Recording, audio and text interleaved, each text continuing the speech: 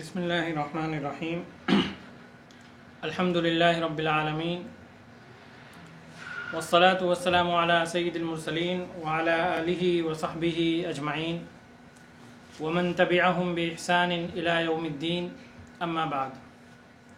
سب سے پہلے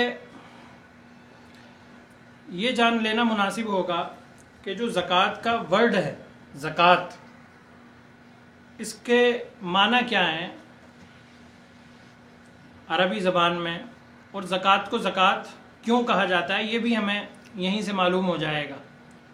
اس کے پیچھے کیا راز ہے، کیا حکمت ہے، وہ بھی ہمیں پتہ چل جائے گا۔ تو زکوٰۃ کا جو لفظ ہے یہ پاکی کے معنی دیتا ہے، پاک کرنا، اور پاک کرنا یہ دین اسلام کے اہم مقصدوں میں سے ایک ہے۔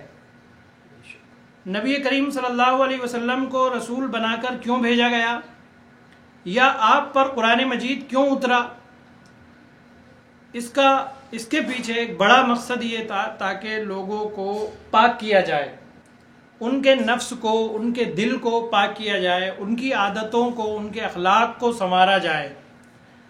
اللہ رب العالمین قرآن میں فرماتا ہے لَقَدْ مَنَّ اللَّهُ عَلَى الْمُؤْمِنِينَ إِذْ بَعَثَ فِيهِمْ رَسُولًا مِّنْ أَنفُسِهِمْ يَتْلُو عَلَيْهِمْ آيَاتِهِ، کہ اللہ نے احسان فرمایا مومنوں پر جب ان میں انہی میں سے ایک رسول کو مبعوث فرمایا جو ان کے سامنے اللہ کی آیتیں پڑھ کر سناتا ہے، تلاوت فرماتا ہے، وَيُزَكِّيهِمْ، اور ان کی زکوٰۃ کرتا ہے، ان کو پاک کرتا ہے، وَيُعَلِّمُهُمُ الْكِتَابَ وَالْحِكْمَةَ، اور انہیں کتاب کی اور حکمت کی تعلیم دیتا ہے۔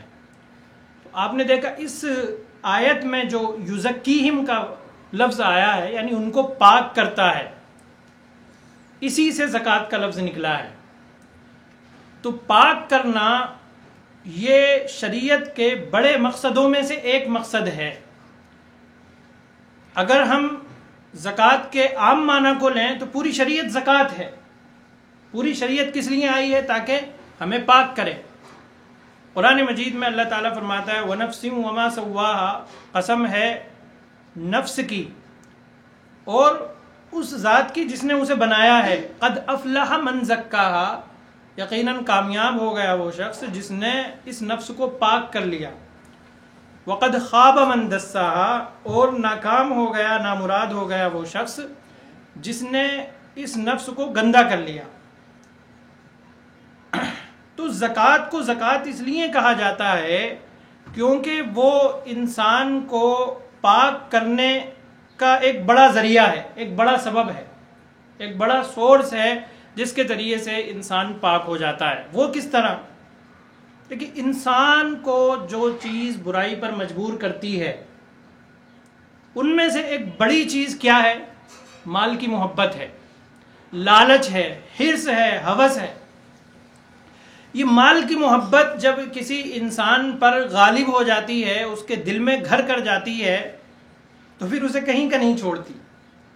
دنیا میں اس وقت جو برائیاں ہیں ان کے پیچھے اکثر و بیشتر آپ پائیں گے کہ مال کی محبت اس کی وجہ تھی، مال کی محبت۔ اور پھر یہ ایک ایسا فتنہ ہے، ایک ایسی بیماری ہے جس سے بہت ساری بیماریاں جنم لیتی ہیں۔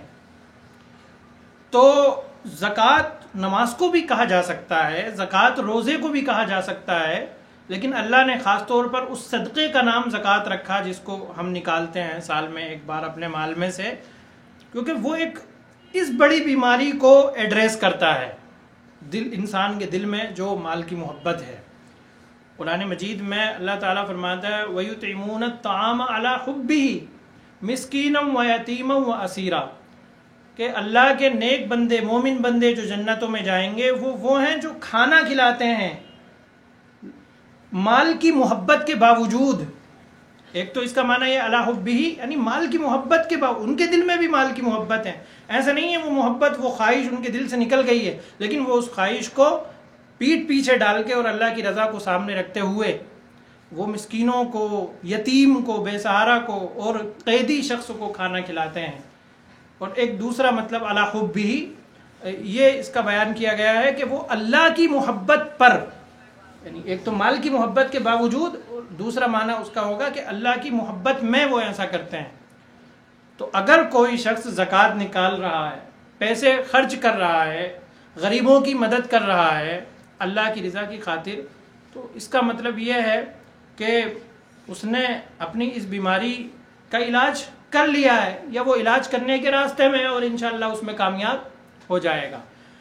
تو زکوٰۃ کو زکوٰۃ اسی لیے کہا جاتا ہے کیونکہ وہ انسان کو پاک کرتی ہے، اس کے دل کو پاک کرتی ہے، اس کے اخلاق کو، مزاج کو، عادتوں کو پاک کرتی ہے، اور اسے پیسے سے اوپر اٹھ کر سوچنا سکھاتی ہے، اللہ کی طرف دیکھتے ہوئے ہر معاملے میں سوچنا سکھاتی ہے، اور انسان کے مال کو بھی پاک کرتی ہے۔ اس میں نفس کی پاکی ہے، دل کی، اخلاق کی، سوچ کی، فکر کی، اور انسان کے مال کی بھی پاکی ہے۔ اور زکوٰۃ کے ایک دوسرے معنی ہوتے ہیں بڑھوتری کے، تو اس اعتبار سے بھی زکوٰۃ کو زکوٰۃ اس لیے کہا جاتا ہے کیونکہ زکوٰۃ سے مال بڑھتا ہے۔ بظاہر انسان کو لگتا ہے کہ مال میں کمی آ گئی، لیکن وہ مال بڑھتا ہے چاہے اس کا احساس آپ کو ہو یا نہ ہو۔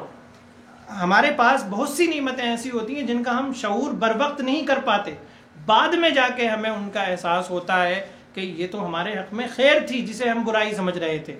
اور دنیا میں اگر احساس نہ بھی ہو تو آخرت میں جو اس کا عظیم اجر ملے گا اس سے ہمیں پورے طریقے سے سمجھ میں آ جائے گا کہ کس چیز میں بڑھوتری تھی۔